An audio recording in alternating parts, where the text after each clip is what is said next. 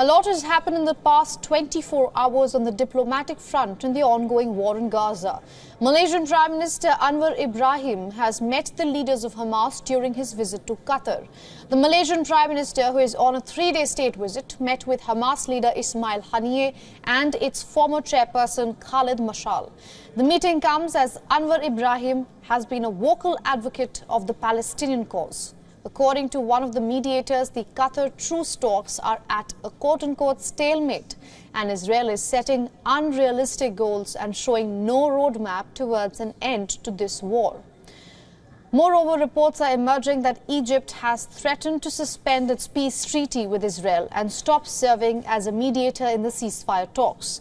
This comes on the heels of Israel giving Egypt a short notice before capturing the Gazan side of the Rafah crossing.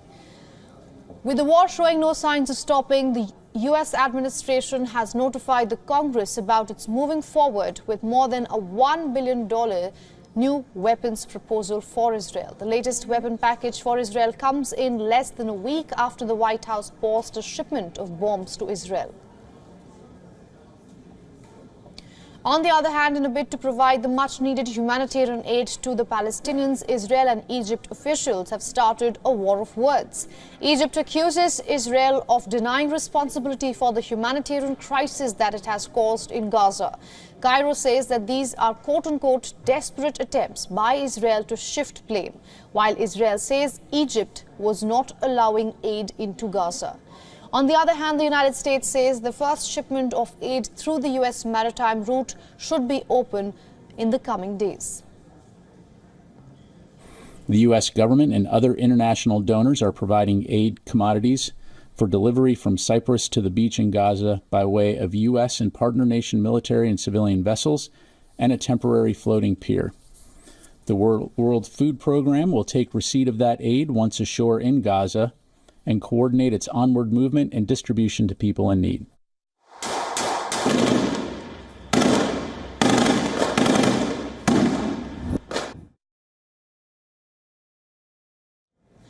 On the battlefield in Rafah, the IDF has suffered their first casualty with 4 soldiers said to be injured. According to Israeli military, they are operating in northern, central and southern parts of the enclave. Further adding, the forces have eliminated about 100 militants in their operations in Rafah. Israel has also released footage where they claim Hamas militants are inside the United Nations compound in Gaza.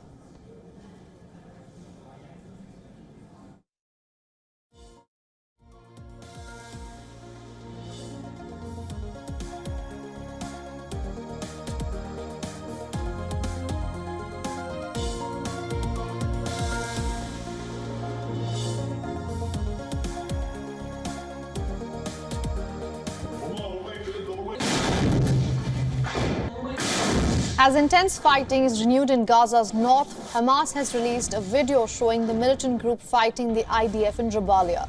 The group is also defending its ground in the south, where they are fighting the Israeli tanks. Meanwhile, in Israel's northern border, at least 2 people have been killed by an Israeli airstrike targeting a car in southern Lebanon, with one of them being Hezbollah's field commander Hussein Ibrahim Meki.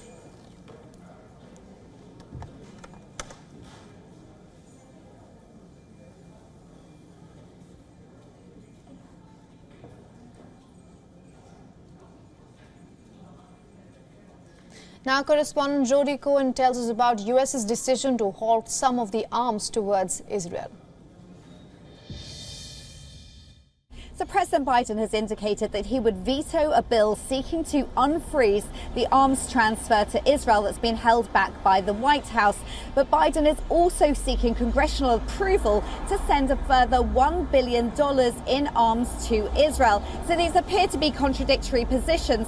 On the one hand, Biden is known as a long-time Zionist. He's against Hamas staying in power and recognizes Hamas as a terror organization.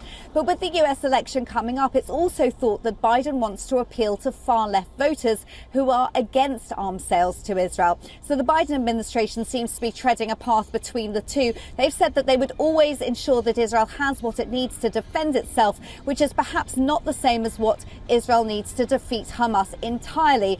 Now, US National Security Advisor Jake Sullivan is in Saudi Arabia and Israel in the coming days.